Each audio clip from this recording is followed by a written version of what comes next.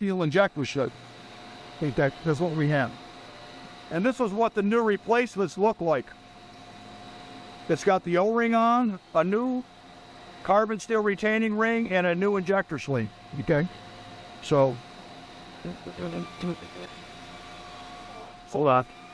And a whole flat washer that's bronze so I don't scar the head. That's the M11 and a washer with, right? Okay, that's went on there. And now I gotta put this wheel out, and so he has it screwed so it can, yep, off the full toe baking here.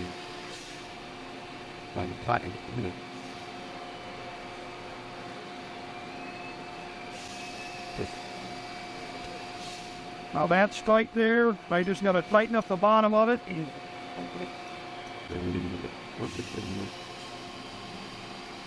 Bang, that's the more. And because I'm tapping stainless steel, I use a magic formula. It's made for exotic alloys, Inconel, Hastwood, Renee, titanium, stainless steel. So I just put a little bit of this on these threads. That makes tapping a lot easier. There's a lot of cutting oils out there, but you gotta have the right proper ingredient for what you're doing. And this stuff worked.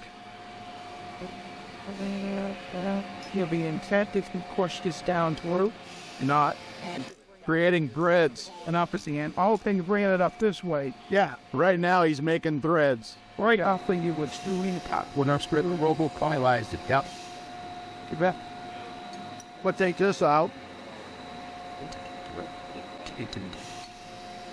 So when he first put that thing in there, you know, somebody said here, I'd have to, you know, he read well, but he read those VSC, bro. After you were trying, and he really, self-fade, we may have lots of the confused of it and good.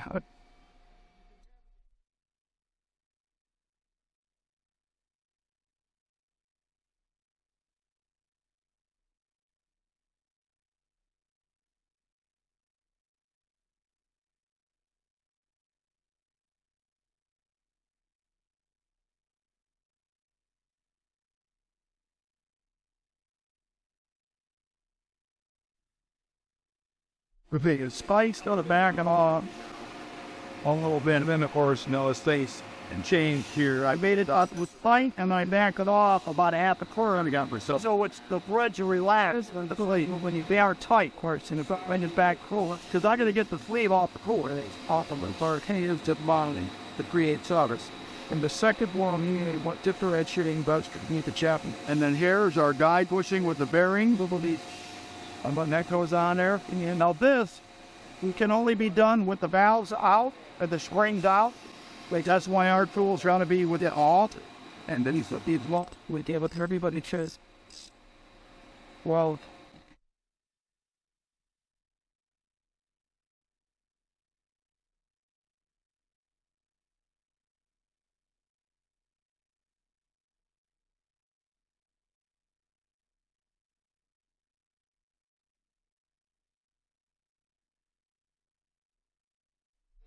it's like that the blister of the press has the innovative pocket piece. And it. Now we're removing the sleeve for the gas hairs and cross the press. That's it. I read they went to the press doing the lubrication. I can now again tell you this because this side is this normally an hand stronger with this on use the by hand or when it's doing. I had it down. What happens if you didn't get a good enough thread and it pulls out? So you got to go back in and tap it, re-tap it. You got to go back in and re-tap it. Saves your mom. What point to it? This way the end you let I never wanted.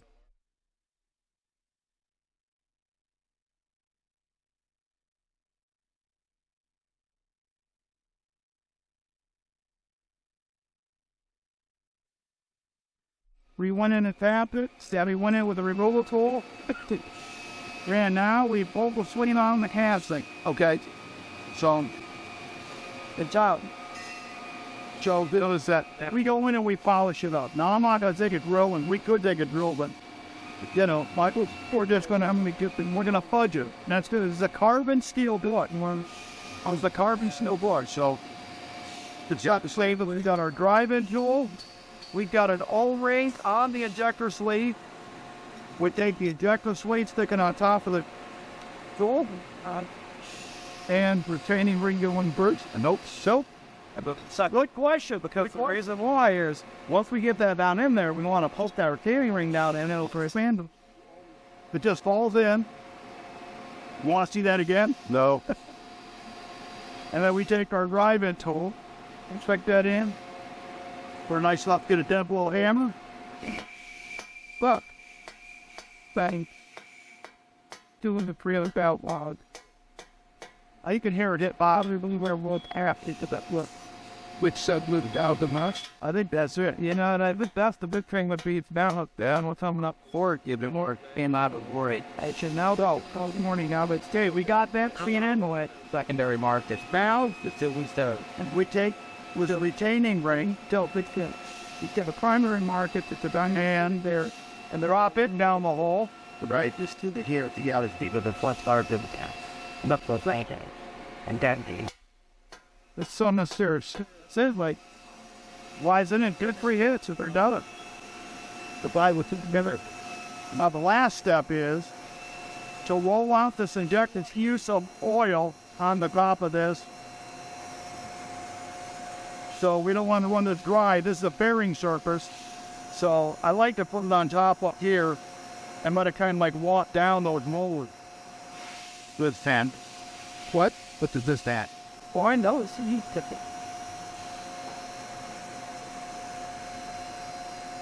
I could we stick it down inside.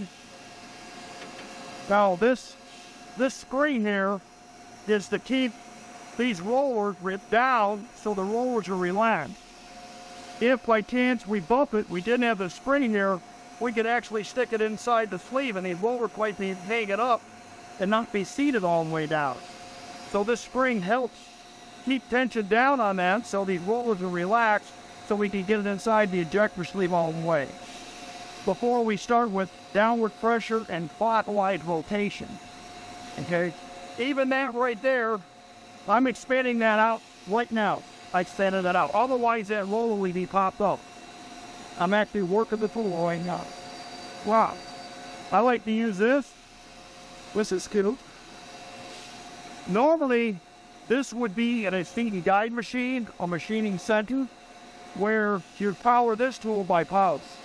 It takes about 30-35 seconds. You're going to see this style work. So, that's another cool letter word.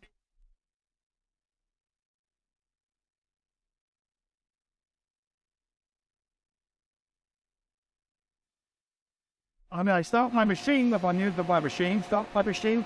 I turn my machine on the hose. It's it. Okay? And what it does then is relax or forward, and it comes right out of it.